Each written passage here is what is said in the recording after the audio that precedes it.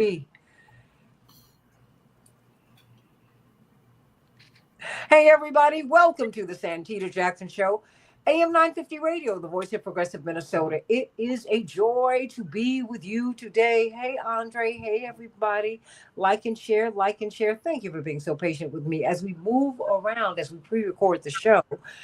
But, I've been trying to kind of find out what the news cycle is going to give us because I want to give you as much fresh information and stories that you will be carrying with you throughout the day as I possibly can. We are heading to Washington. My friend Alan Minsky and I from the Progressive Democrats of America. We are the outliers for sure, but we're trying to hang on in there. We're heading to Washington because they are uh, about to elect new leadership in the Democratic Party. Of course, the Democratic stalwart is Livonia Perryman. And, Lenny Brody from the Poor People's Campaign, he keeps on punching up. He's like, come on, you guys, you got to come on with the program. And they're right. And so what we're trying to find out today is what we need in leadership, right? We have a lot of folks who did not vote. A lot of people who did not vote. We have a lot of people who voted, who went into the Republican column. And I can see it here in Chicago, quite frankly. You see it at the city council meetings because the migrant crisis, as you well know, Lenny, has hit us hard. And the migrants, people who are really struggling, who've been brought here with nothing, they have been it's really been a very, very slick game. They've been pitted against Black people in one of the most under-resourced communities in Chicago. And it's very painful to watch. It's very painful to watch. They've been put in a community where they knew that they would not be rejected, right? But they are struggling. And so now you have a lot of people, a lot of African Americans in Chicago, and we have always had a fraught relationship with the Democratic Party anyway, Livonia and Alan, and Lenny, you know this. They're now saying, look, I'm full on MAGA. That's where they are. They're angry. No, I mean, and look, they're saying I'm not getting the resources. They're not. So you've got that. You've got the Arab American community who are really beginning to come together and become a potent political force. It's not the size, it's the precision with which they vote. There is just a lot going on. And so you have a lot of people who are running to be the chair of the party. You have a lot of people who are running to be vice chair. I'm going there in support of Dr. James Zogby. And that's right. That's what we're trying to do, Alan Minsky. We're going to walk around that floor and we're going to try and we're going to push and push and push and push and push. And it really doesn't matter what happens. What we're going to do is continue to push until we make things what they're supposed to be. So I want to know from you, what is it that you want from the Democratic Party? What is it that you want? What is it that you want? What is it that you want the government to deliver to you? Because a party really is the means, Alan. That's what they do. They're not the government. I was almost an adult before I found out that the Democratic and Republican parties were not governmental entities. They were private corporations that are just here. I mean, you know it. Come on. So let's talk about it. I want you to meet me on Blue Sky at santitajackson.bsky.social. I'm also on X at Santita J, That's right. Easy peasy catches me over there. Sending you much love, girl. Kenneth and Andre and Mike, sending you all so much love. Please like and share, like and share, like and share. And I'm on the Santita Jackson and Friends page. And I share it with someone I know. I think his name is Reverend Jesse Jackson. I like that guy a whole lot. So I share this with him too. And so, but of course, we're on AM 950 Radio, one of the handful of progressive independent radio stations in the country, sending my love to my family up there. So let's get right to it. I want to start with you, Alan, because you're driving down. I'm flying over. Of course, you kind of flew over from California, and then now you're coming in from New York. But either way, we're going to get together tomorrow night, and we're going to be working all day Saturday, really trying to moor the Democratic Party, give them their progressive moorings that gave them so many of their victories really over the past 40 years. even though Bill Clinton was from the conservative wing of the party. He was from the DLC, and they were formed to counteract the rainbow and the progressives. They still won using our playbook and our voters. Mm-hmm. That is how Obama won. Obama just lifted up the Jackson playbook and he ran on it. What didn't Reverend and Frank Watkins and Dr. Ron Walters and Mayor Marion Barry and Richard Hatcher and so many people. Yeah, they came. I can think of Kevin Gray, so many of our friends who have gone on now, but they did the work. Jim Zogby, one of the ground crew. They did the work. And it was so that we could continue to go forward. But somewhere along the way, we're raising money, but we're not registering voters. Yeah, we raised $1 billion. That's great. But Reverend made history and brought in more voters to the Democratic Party and into American politics than anyone in history. Anyone in the history of the Republic. That is recorded fact. With no money. So what are we doing? Alan Minsky, you get things started and help to frame this conversation because what are we doing in Washington this weekend? Help me to understand what we're doing. I know Alan knows. I know you know, Livonia. Well, I'm having a little trouble with the connection. Can you hear me okay, Santita? I can hear you. Can you hear me? I can indeed. And, okay. Well, the way I look at what's going on in Washington right now, first of all, people can make claims about something that they can refer to as progressivism as having some kind of negative impact on the election. It's very hollow. What is real is that the moderate factions of the Democratic Party, I think, really failed to provide a message that was going to win the last election. And I think you can see this largely because, look, the reality is if you're talking about attracting and making a case that appeals to working class voters and understanding that the election was lost by the loss of working class voters. And working class voters sometimes is, people think of, for some reason, white working class people. No, this is a multiracial working class in the United States of America. And the Democrats failed to inspire this, at least plurality, depending on how you define the working class, pretty much the majority of the population, right? And failed to inspire them with an economic vision that motivated them to come out and vote. And progressives have an economic vision that motivates working class voters to support our policies and positions. And so if you look at what the moderate wing of the Democratic Party has stood for over these past few decades, you'd be really hard pressed right now to get up on a soapbox and say, support the position of centrist Democrats, right? Support a set of economic policies where all the money will go to the wealthiest people. We're going to move to the center. Yes. I mean, look, there's some elements of centrism when you have something like Trump that, of course, are appealing. Civility, for instance, and abiding by the appropriate statutes of our constitutional republic. But in terms of the policies that people voted on, I think there are two main reasons that Trump has benefited politically in the long arc view of Trump over the past decade. One is an intense sense of economic dissatisfaction among the general public. Mm-hmm. Donald Trump offers nothing, in my opinion, to the working class except expression of their ire.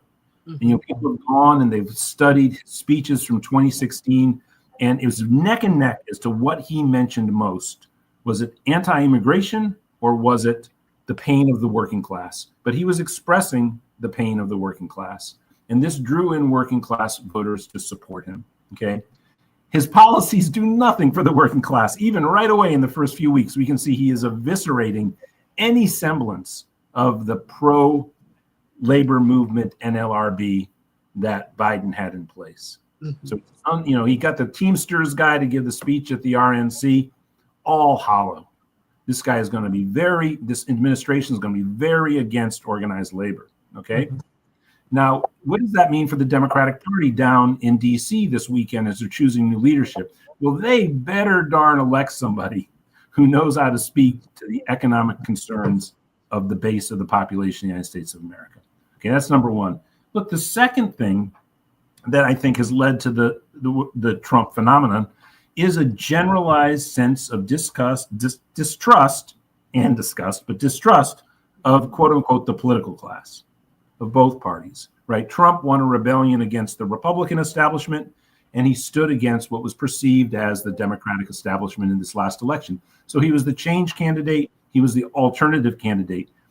And what is it that people want from their democracy? They don't want a basically sort of established elite who are casting policies out that then they have to embrace. People want a participatory democracy. They want to know that there's some means by which their voice can be heard in the democratic process.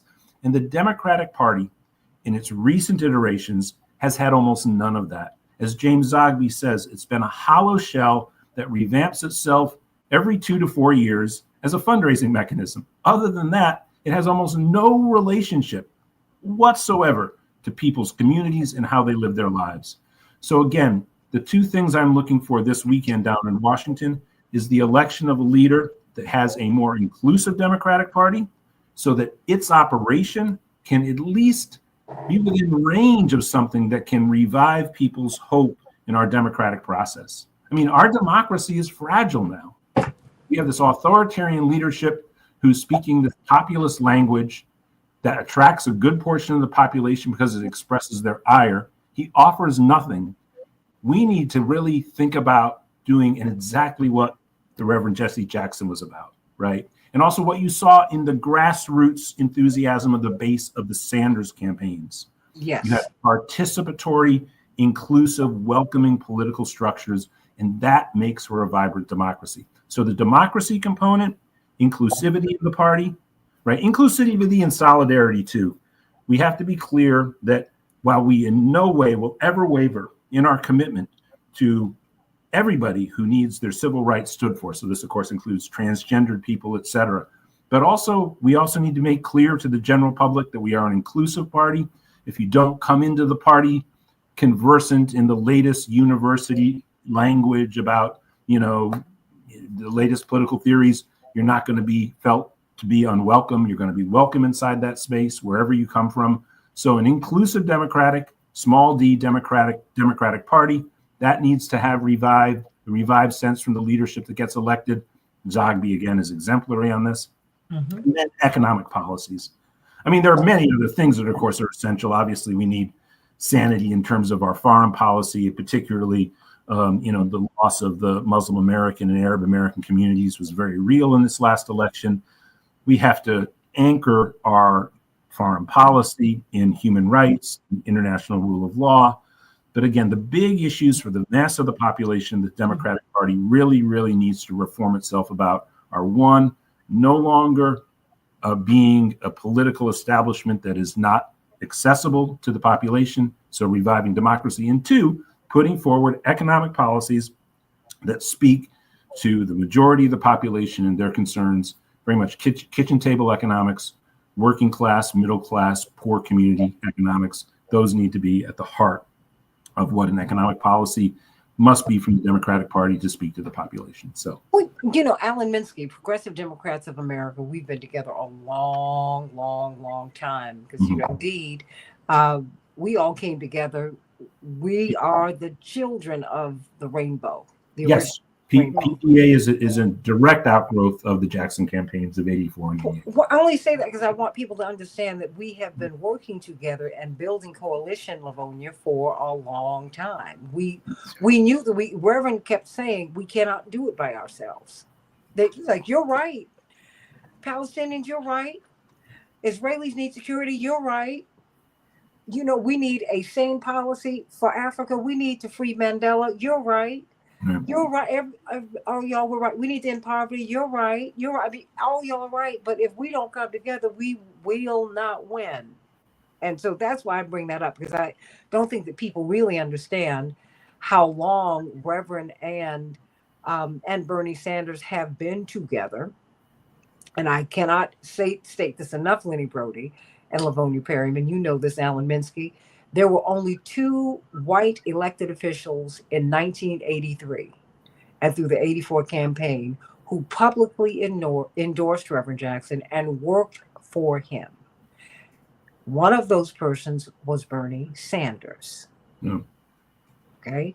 Because, and you have to understand that was an outlier candidacy for him to, when black people came out, when anybody came out for Reverend in 84, you were like, really? Okay, thank you. So for him to come out, I mean, all guns running the state, and then he ended up running the state in 88. We won it. He went to Congress, the lower house, then he went to the US Senate, got Paul Wellstone. I mean, we've had a lot of wins, and it's like we have to remind people of that. And we had a lot of wins in the Reagan era, Lenny, and with the blowback of Reagan, because the Reagan era really didn't end until Clinton. It didn't quite end then because he ran as a conservative Democrat. So I mean, so Alan, you know that Dr. Zogby, who we're supporting, and not only I'm honored to be able to give one of these nominating speeches for him, but we're going to be whips on the floor, Livonia. I'm going to be doing what you do, Livonia. Oh my God. I've never done it, so you're going to have to show me what I need to do. There are people, he does have opposition, even with his history, even with what happened in this election. I mean, the Democrats can seriously, and I'm going to open this up, but I want to focus this on Alan because we're going to Washington tomorrow, and you are going to be on the phone with everybody, Livonia, and you're going to be reporting on this. So I want you to. Why is he facing headwinds? Oh, wow. I don't understand that. Well, the Democratic look, we didn't have a very good primary season as progressives. We don't think that the balance of the political beliefs of Democratic Party voters is turning against progressives, but we had a bad primary season because we didn't it wasn't have fun, Alan.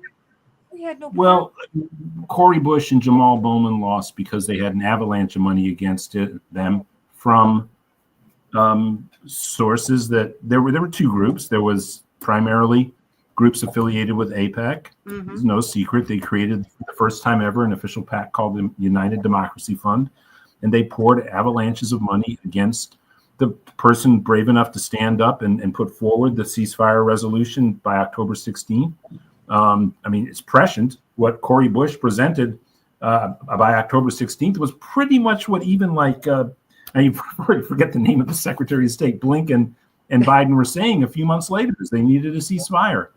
And they went after Cory Bush. They went after Jamal Bowman. They tried to go after Summer Lee, but they didn't get to handpick their opponent there. And because of that, that's the reason they didn't go more after Summer. Summer will be right in their crosshairs for the next time. Sorry, that's a terrible term. They assassinate with money. They don't assassinate bullets. No, because they tried to get Rashida, which is what with your candidate, Livonia. And absolutely. Hill Hopper. How much money? Over $20 million they offered Hill Hopper.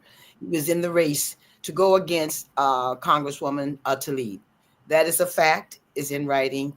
$20 million for him to go after her. And that's what they wanted him to do instead of running as an independent Democrat. And he went to the Democrats and asked for support, boots on the ground and support financially. They blocked any donors or most donors that they could get to not to support him, even though they knew that Tlaib could have been the opponent that they needed to fight with $20 million. He walked away from $20 million. Just that alone would rock your head. Just that alone. But it's in this context. Before we come to you, Lenny, Alan, it's in this context. For the stealth campaign to be run against Dr. Zogby. We lost the presidency. And we need to win the U.S. House of Representatives. The way they're behaving, it's not as if they see the error of their ways. Look at what happened with you. We act as if uncommitted was not a real thing. They wouldn't even speak to Robert Kennedy. Whatever you say about Robert Kennedy, they said he got 600,000 votes. We don't know how many votes he got because all this stuff is on the machine. Yeah, I said it because Reverend Jackson never liked the machines. He said, no, there is just too much. There is too much mischief that can occur. Yeah, and distrust, Okay. just general. Yeah. And he said this 40 years ago. So I'm just saying to you, it's like, do Democrats really get it? Because a lot of them are saying, I can raise more money. I'm like, you need to register voters. Raise money. Yeah. No, I think the real point for us to do, and I agree with everything Alan was saying, that we now, our task is not to convince the centrist Democrats that we can win better than them. I mean, we have to just start organizing, like you say, registering voters, organizing the progressives. And if the centrists want to keep us out of the party, that so be it. Either we take over the party or we build our own party. And that orientation is what we have to communicate, because every poll shows a majority of Americans support progressive values. And we have to build on that, organize that at the base, and just confront the centrists and say, listen, the only party that can win is a progressive party. And we're organizing that. And I'll tell you, they come after Delia Ramirez in Chicago, they're not going to win, because we're organized on the ground, and they can throw as much money as they want. They're not going to win. And we're also organized with Summer Lee, and so they're going to have fights on their hand. And I think that's the thing we have to communicate to them. We're organizing on the ground. We're going to build the kind of party the working class needs. And if they don't get out of the way, we'll create our own party. And we just have to threaten them with that. That's the reality. But Lenny, we're seeing that in Chicago. I'm glad you're going to Chicago for sure. I think, Lenny, I want you to continue because, Alan, we need to communicate this when we get to Washington. In Chicago, which is ground zero for all of this stuff. Okay. Chicago is the capital of American politics. You see so much here because you have all the crosswinds here, Livonia. Everything is here. And then up the road, you got Michigan. I mean, everything is right here. Let me tell you something. They are hemorrhaging Black people on the ground. On the ground. I didn't say the middle class. Middle class Black folks you've always been able to get because they have jobs. But even they're the ones who are going to be fired. They're the ones who got pink slipped this past week. So Jackson, Santita, 13.2% of the voters in Michigan voted uncommitted. That should tell you something. 13.2% voted uncommitted. During the primary, over 10,000, quote, Arab Americans did not vote in the primary for the Democratic Party. That should have been a red flag for anybody. If you were running for PTA, Girl Scouts, or whatever, that there should have been some movement going on. And you're right, in Chicago, it speaks what is happening, not just in Chicago, in DC, all over the country, in Pennsylvania. I mean, when you have the senator going down, I'm not going to say he kissed the ring. I'm just going to say that there was a visit. And I learned from Dr. Haidt, whoever's in office, respect the office, maybe not the person. I'm still having difficulty on that. I was taught to me 30 years ago, and I'm still working on it. I think what I want to do is really communicate to people when we get to Washington what's happening on the ground, because Washington is its own bubble. You know that, Alan. Oh yeah. And we're going to be talking. The people who are going to be at the DNC meeting are going to be the insiders. Yes. And what they don't understand is you're really the outsiders, and you're not going to be able to wag your finger in people's faces this time. That's not going to work. The memo was not sent out to the people who paid the $25 for a Democratic membership. Just so folk will understand what we're dealing with. This meeting that you have been invited to, the memo only went to a certain level of folk. And I want to go back to that. It goes back to what you said, Alan, when in terms of messaging, you started off there. when you in the African American community, you can talk about middle class, but what you did, Alan, I know about the working class. Messaging is very key. The wording, how you pick up on it.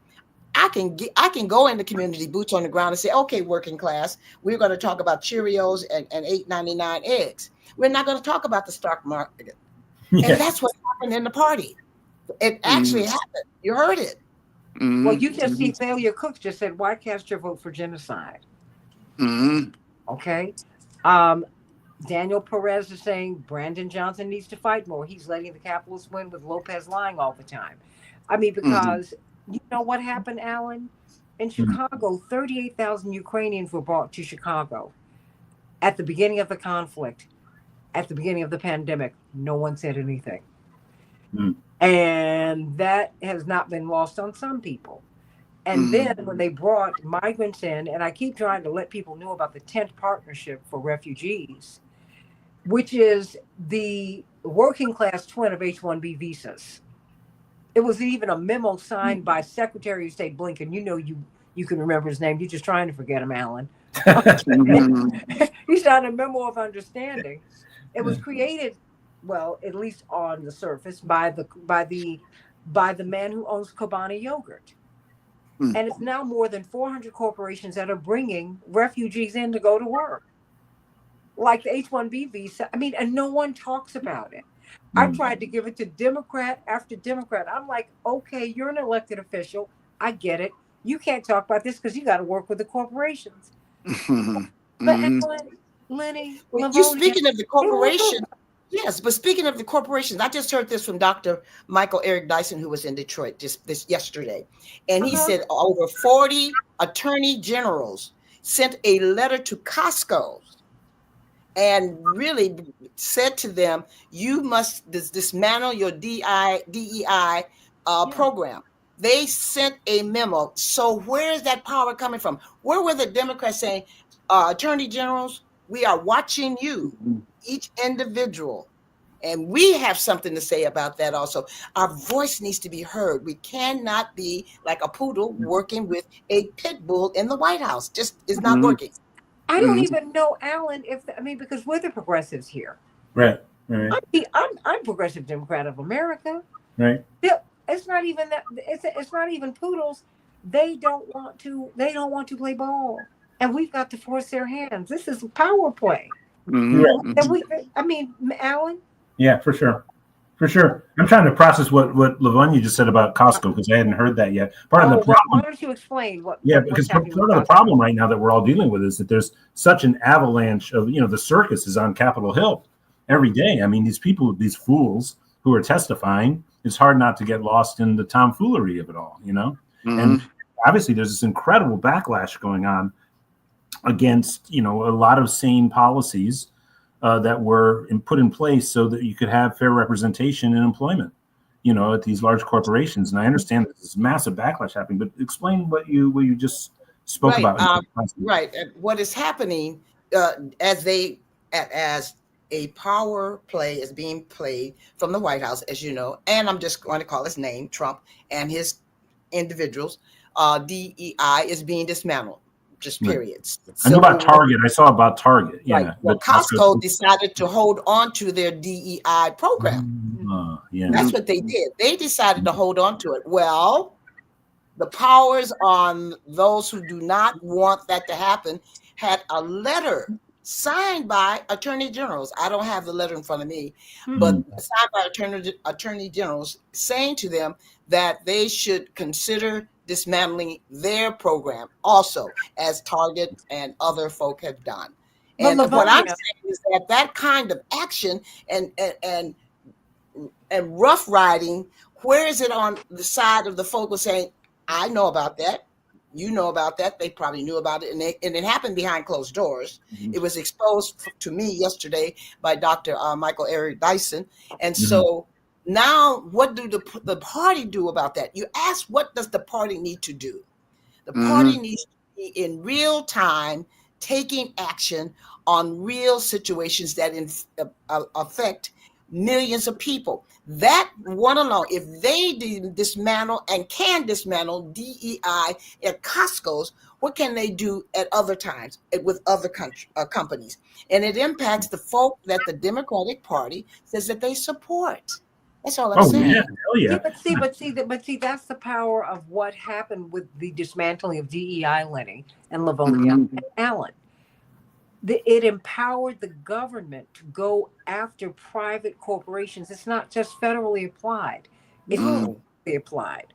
So now they are going to go into corporations and look at their employee roles and hiring practices, Mhm. and in private corporations. And if they look diverse, Mhm. they're going to be fined. Mhm. They are being told that they cannot do that. I mean, we just had this tragic plane and helicopter Yeah, Oh, crash you in know, say, Washington, and the yeah, president has right, blamed DEI and yeah. Biden. But You know, they can't. it's one of these things you where I heard see? that my sister told me that. You know, I am the executive of PDA, and today's the day I have to review all the 1099 filings. So that's my busy Mhm. day. I have a busy day at my Oh, desk, I'm right? sorry, And sweetie.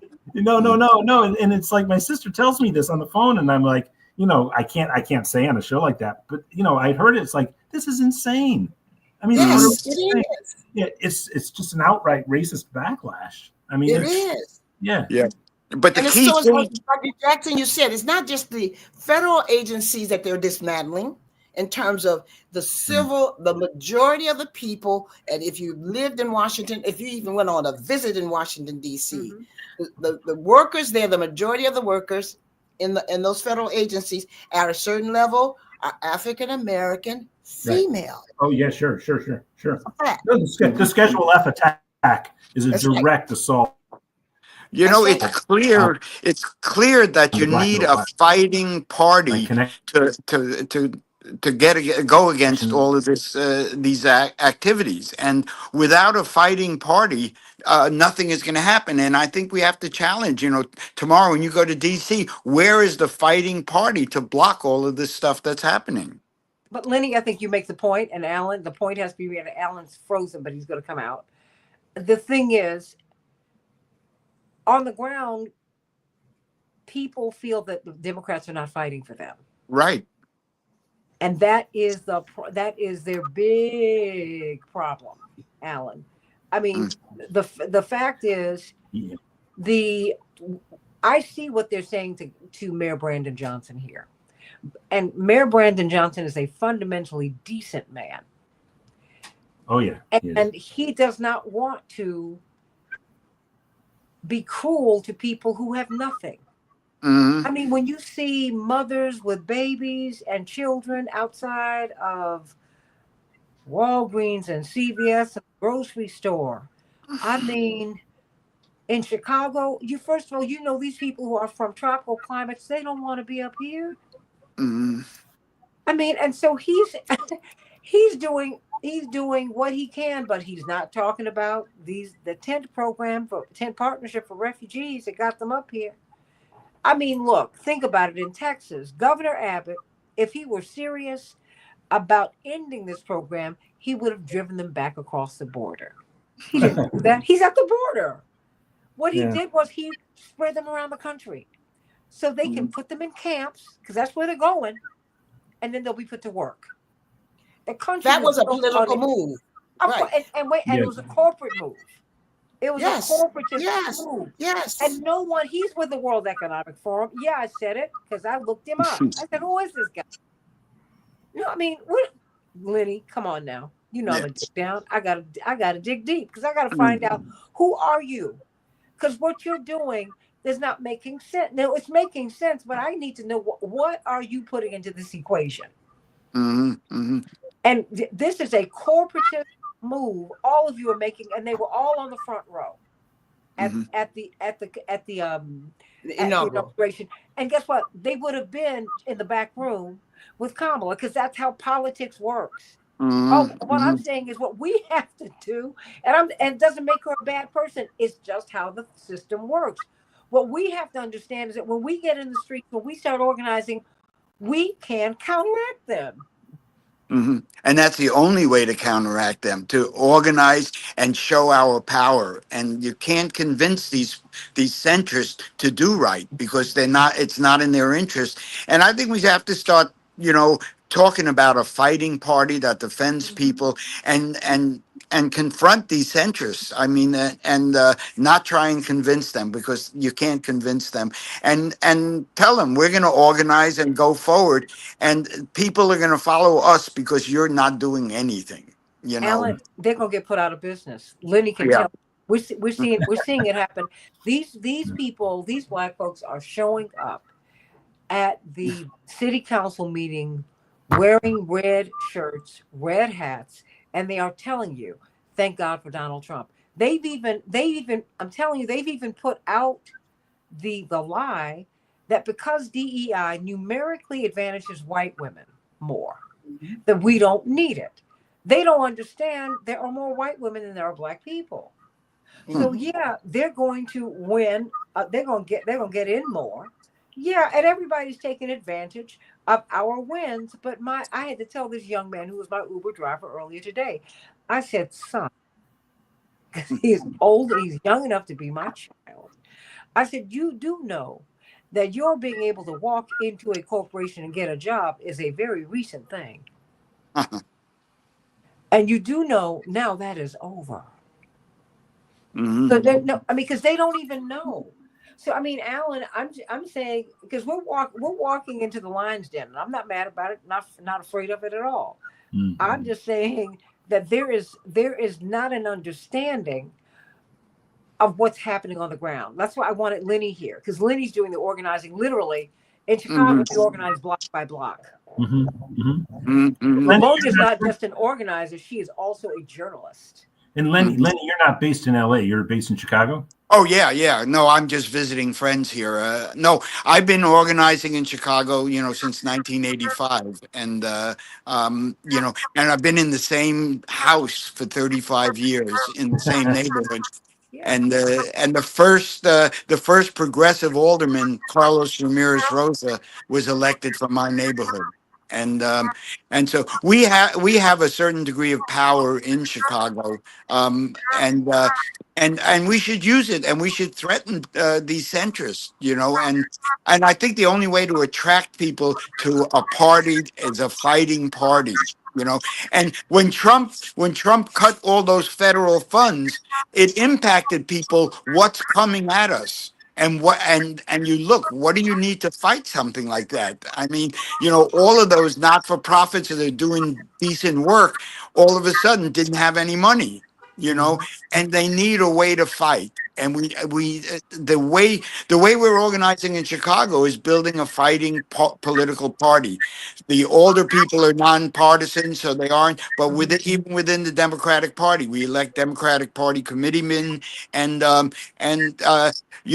we look forward to them coming after Delia Ramirez, and because that'll help us organize. Because The we more they want to fight, show them. right, right. Because see, the thing is, we want to, please come for Delia, because guess what?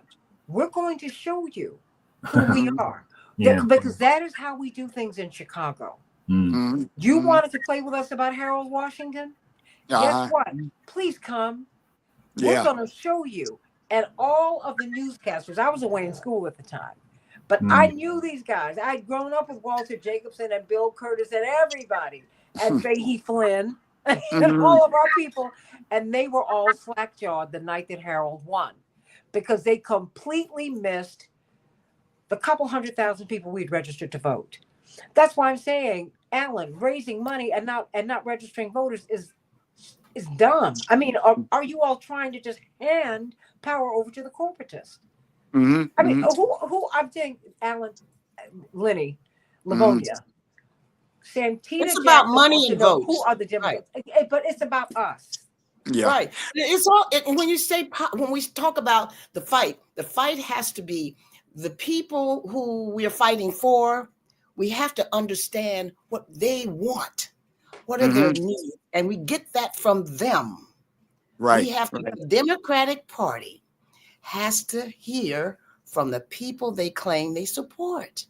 Yeah. And it goes back to what you're saying, Lenny. that Yeah. on the ground, we have to hear. You've been hearing for years. What is it that? And that's what needs to be taken to Washington, D.C.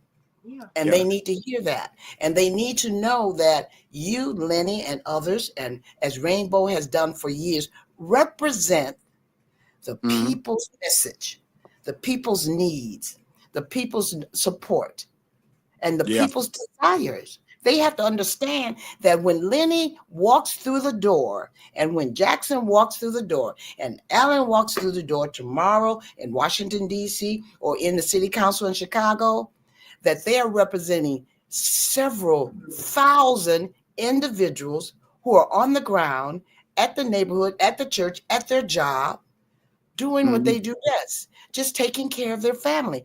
They must understand those are the folk. If they don't, they will lose many more Arab Americans, African Americans, female. 90+% of women, African American women, went out and voted. Went out and voted. 55% of white females said, "Oh, I'm voting for my husband because that's where I'm gonna keep the picket fence. I'm gonna keep the Hmm. 401k. I'm gonna have the stock." We most of our No, and guess what? Wait a minute. No, no. yes. I want to be married to Trump myself. Just stop. No. I Because know here's where the she's thing. going. Right, go No. ahead. Yeah, no. I'm right here. I ain't going nowhere. I'm here. They Yes. look at him and they want to be Melania too. Mhm. Let's stop with the lies. I'm not. You're not lying. But I'm just saying. Everybody. When I was speaking with one of my friends. He is so progressive. He's out there in space. I was talking to him this morning. I love him. I love him to pieces. And he is wound up about Trump. And I said, let me tell you something. I said, honey, I'm a black woman whose family were enslaved. And another portion did the Trail of Tears. And then the rest, I said, I'm a composite of the rejects. Then my great grandfather is Irish, so they didn't want him either. Okay, so that's why. Yeah. All the folks that nobody wants. That's what I am. Okay. Thank you, Yeah. Daddy. And so what I'm simply saying to you is when I'm looking at these folks, they are missing what we're trying. What Alan and I are. We're gonna be on that floor, and I'm gonna change my what I'm wearing, Alan, so I can wear shoes that are comfortable. Yes. What they're missing is what we're seeing, and I'm so glad Dr. LaShawn Latrice is here. She's from Make Noise for Change, and I want to bring all these people because I want to pour into Alan because we're going to be in Washington together, and I want you to hear from her because when I look at these city council meetings, Lenny understands here these people are not playing. You talk about uncommitted in Michigan. They have their own movement here in Chicago. Hmm. I mean, Dr. Latrice, and she is, by the way, a psychologist, so watch it, everybody. She's a psychologist. She is. But Dr. Latrice, we're going to the DNC. Alan and I, he's head of the Progressive Democrats of America. Of course, that is Bernie Sanders, which came out of the Jackson campaign. We've been together a Hello. long time. And Hello. we're trying to push Dr. James Zogby, who is historically, he is the progressive stalwart. He's up against some headwinds, there's no question about it. But what we're trying to communicate, pour into Alan is, how Democrats are losing people. Like they're losing the black community in Chicago, Livonia. I mean, Absolutely. Dr. Latrice.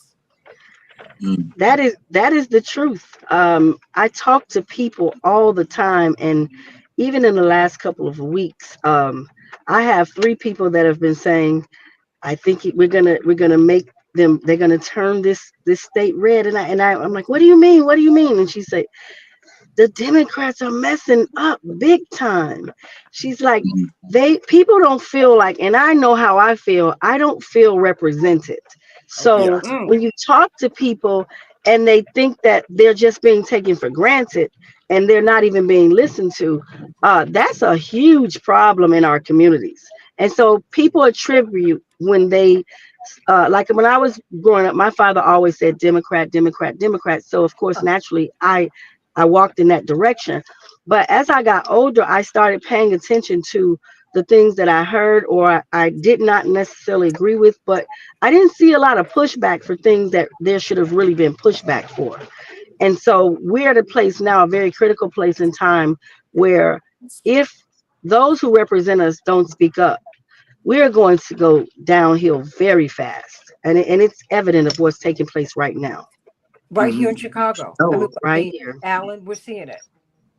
Yeah, no, and we, as I, and before you got on there, I was saying that one of the things that we really need to see come out of this convention, by the way, we could have negative results. We could have bad results, which would be really, really lost at sea. I would think we'd be lost at sea as a country and as a society if we come out of this convention this weekend in Washington and the moderate centrist faction of the Democratic Party has reasserted its hold on the party.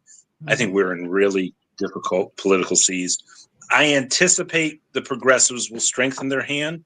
How much control over the party, Lenny? I don't know that they'll have, but we could do quite well. I mean, they're one of two people who are expected to win for the chair, and it's either, there is some kind of ridiculous, backlash going on in the society right now, and so we have the two straight white male heads of the Minnesota and Wisconsin party as the two favorites to win the chair of the Democratic Party, and they're both decent people, and I certainly, if Martin wins from Minnesota, it will be seen as strengthening the progressives' hands.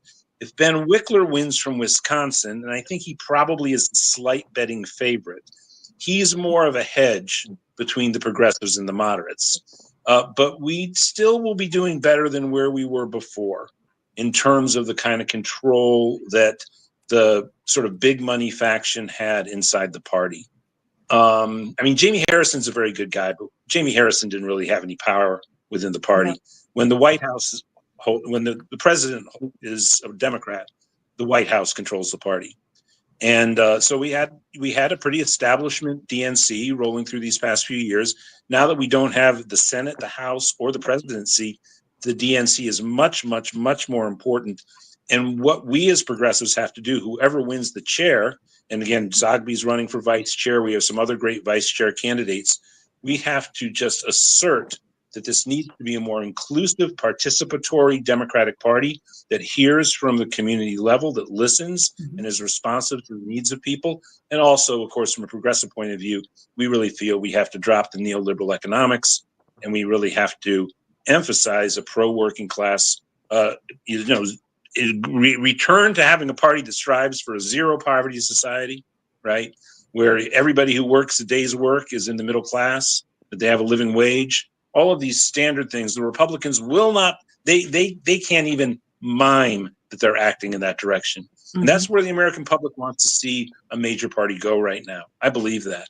There's too much economic distress right now in the society. It just doesn't add up. If you're middle class, there is no pathway up the American ladder to the American dream, to the purchasing of a house, to escaping these massive costs around health care, higher education, child care. It simply cannot achieve upward mobility in this society for 85% of the population at this point. The economics and the math just doesn't add up for households. That's what the American people want to hear about. And they also, for those people who are in precarious situations, half the population and just about of the entire society is in economic precarity. They want to see a Democratic Party that speaks to those issues. So that's where we got to go, where we're really lost at sea, I think.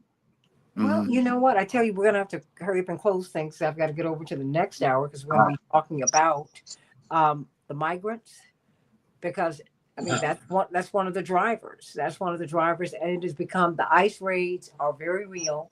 Although at this rate, it would take them about 20 to 30 years to get everybody out of here if that's what they want to do. They're getting like 1,000 a day. And if it's, the 1,000 a day, that's 365,000. Okay. So that's in a year.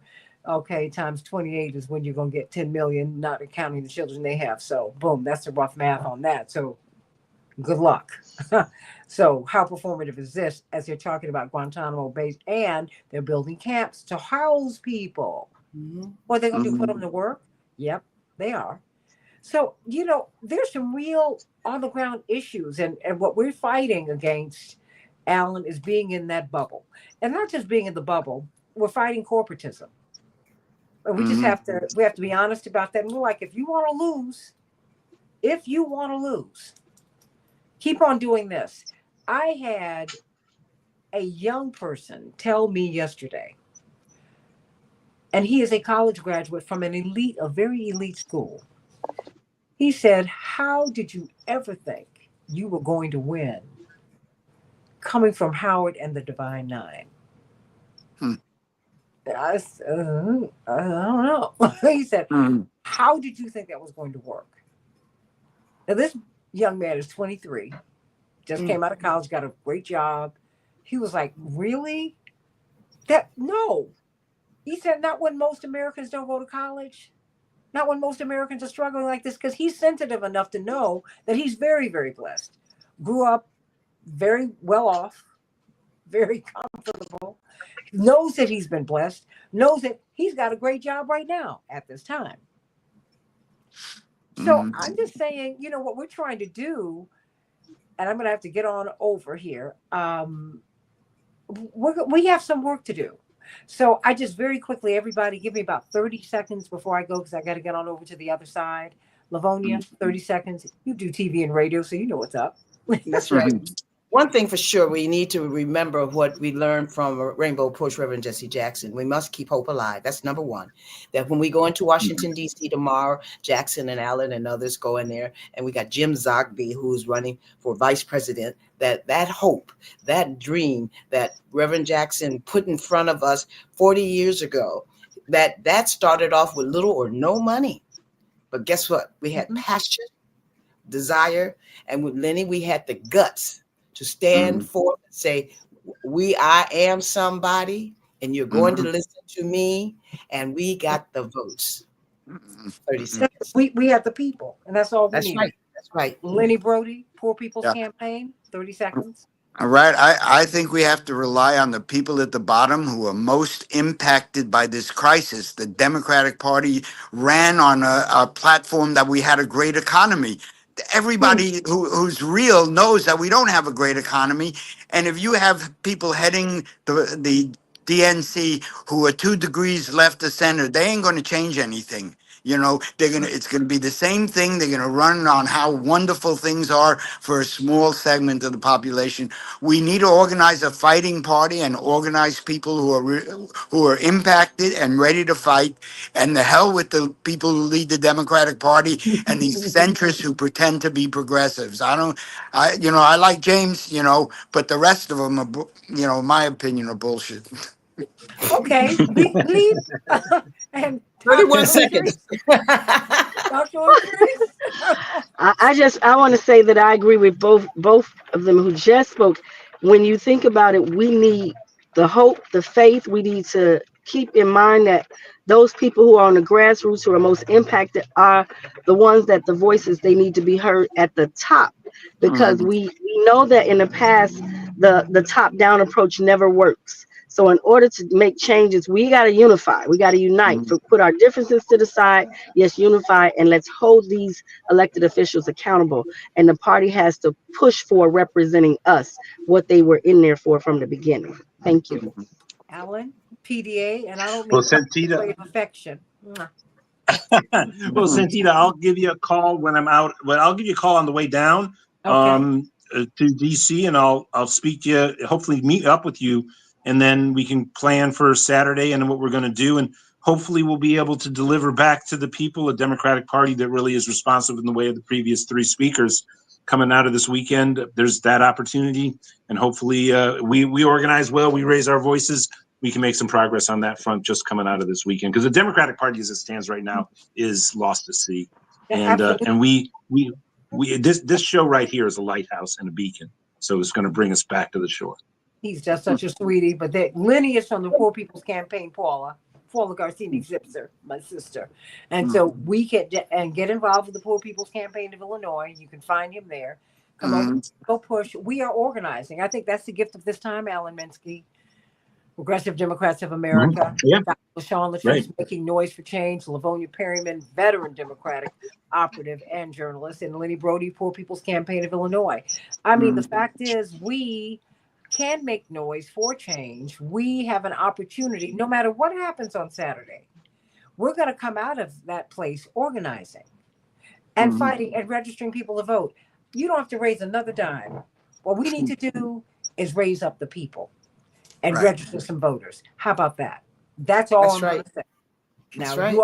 we have done more with less, and we're doing less with more money. Something's off here. That's right. I think I got my speech. All right. Yep. Thank Absolutely. you. Yep. Right. Me and Alan, we're going to do it before they chase us Oh, out for the sure. room. Sure. Everybody, Good luck. Thank you all. All right. 950 Radio, the Santita Jackson Show. Coming up, let's talk about the migrant crisis. Is it really a crisis or is it an opportunity? What about these ICE raids? What's going to happen here? Back with more of the Santita Jackson Show in just a moment.